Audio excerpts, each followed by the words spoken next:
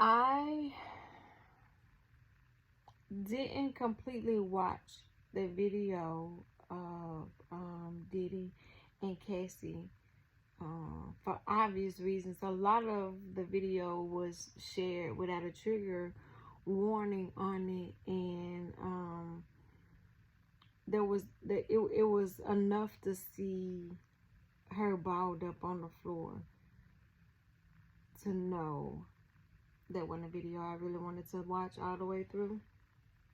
But hearing about it, it has been triggering too. But as a woman and a black woman, that's not the first time we've seen that. It's not the first time we heard that. When Cassie first said what she said, there were a lot of people who doubted her, didn't believe it. They wanted proof. They needed more. And then this video surfaced, and there were some apologies given. There were some questions asked. It's not the first time we've seen that too. Most of the time, the reason why we don't speak out is because of the victim shaming, the victim blaming, not believing, us feeling like we don't matter. Because I'm telling you what happened, and you're telling me it didn't happen. Now, I'm a realist, and I know some of the shit, sometimes people lie. Sometimes women lie. Sometimes men lie. Video doesn't lie. But the reason why this is so devastating is because finally we see some evidence. But when she was saying it, it wasn't enough. How many times have that happened to us, to our cousins, to our aunts, to our mothers, to our sisters, to our brothers? How many times have we said, I was hurt, I was victimized, I was attacked, I was assaulted, I was violated? And the first thing, well, what were you wearing? What did you do? How did you lead them on? And there's things that, like, we always feel like we did something wrong. And because I witnessed you do it with Megan, and I've witnessed you do it with Keke Palmer, and I've witnessed you do it with a couple of other not so known people that they didn't count, or that they may have been lying, or it may have been made up. So because I witnessed you do it with them, if and when it happens to me, do I tell so that you can shame me, or do I shut up and suffer in silence? And too many of our women are suffering in silence because of the way you don't believe us. Most unprotected, us. Most underpaid, us. Yet, every time something goes wrong, you find a way to lay that shit in our lap. Oh, he should have married a black woman. Why? Why do we need those problems? I seen a thing today that said, you are not a rehabilitation center. Hello, somebody. Because we already dealing with that shit because you don't believe us. We're unprotected. And then when we are endangered, there's nobody that believes us except for a few of us that's been there, that has witnessed it, or that can empathize. And it's some of us that don't even do that. Like they feel, well, why she wait so long? Well, why she didn't say this and why she didn't say that? And everybody saying this, everybody saying that. Shit comes out when it's time for it to come out.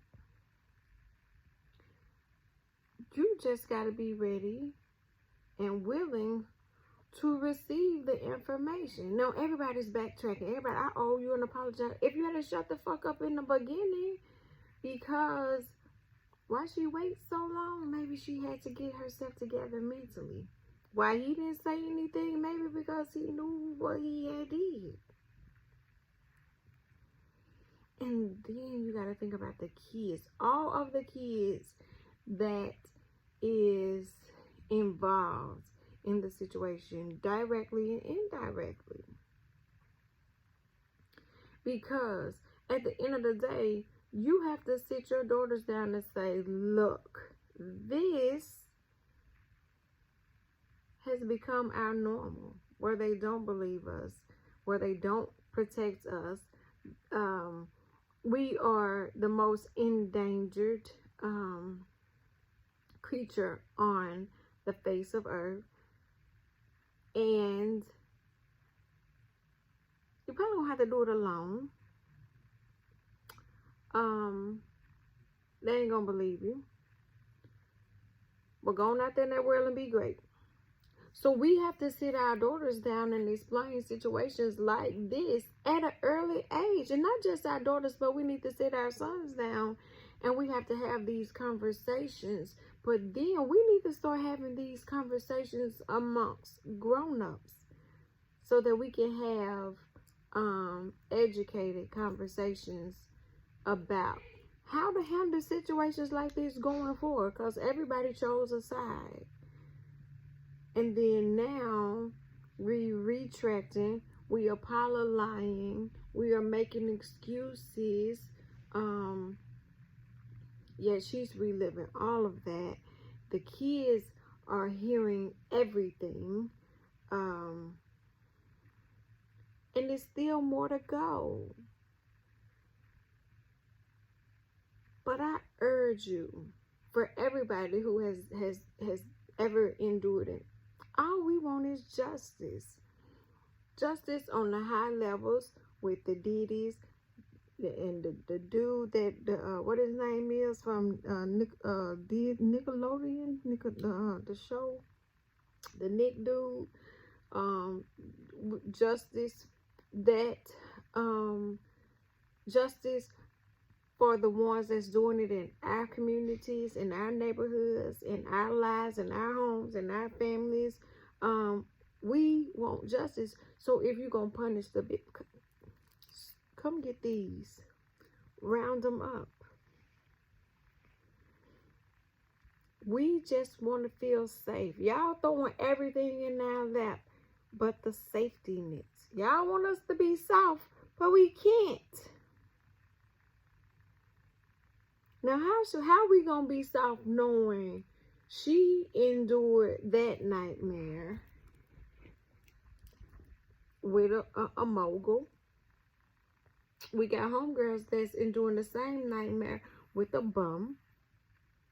We got some in, middle class that's enduring the same thing. We got some homeless, houseless.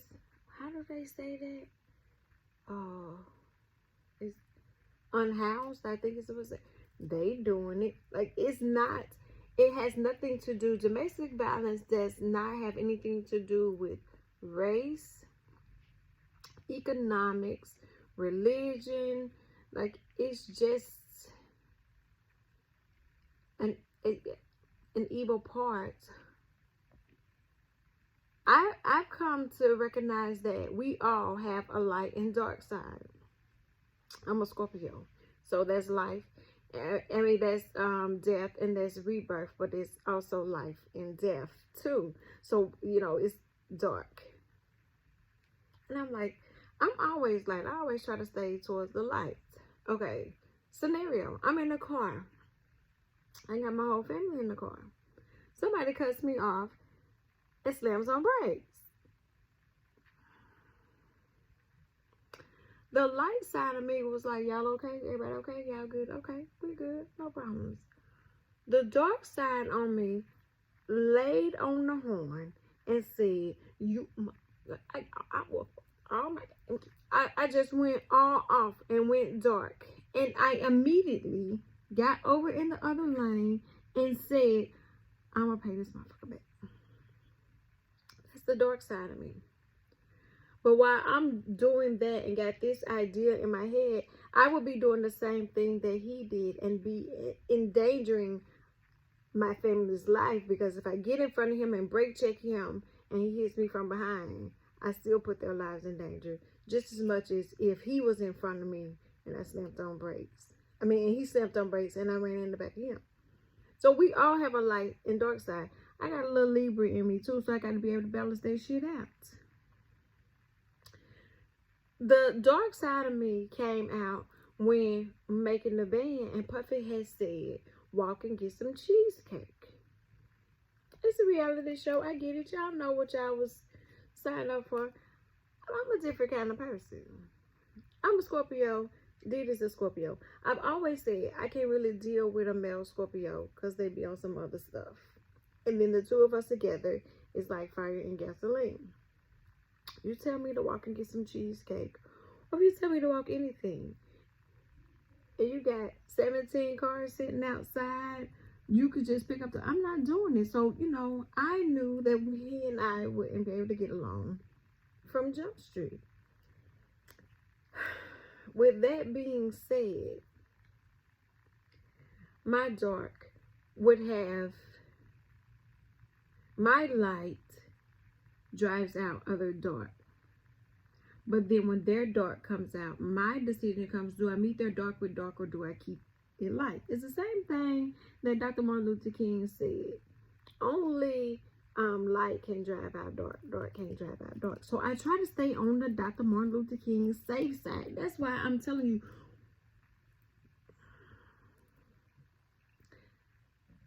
it's a lot of people whose lives get saved because of my hookah pen and because of my medication. And when I say medication, it's the kind of medication that I get from the dispensary where I work at. But it also saves my life too. But it is one of those things where you read stuff like Cassie's situation, and reading through it was triggering enough. Then you got the bodyguard saying, oh, he did Kim Porter worse. And I'm thinking to myself, well, you was a coward. Motherfucker. If you set up and watch him degrade, hit, beat, touch, slap, anything but caress the beautiful black amazing queen that she was, and you stood by and watched it, then what kind of low life punk are you? And then now you want to talk about it and make money off of it?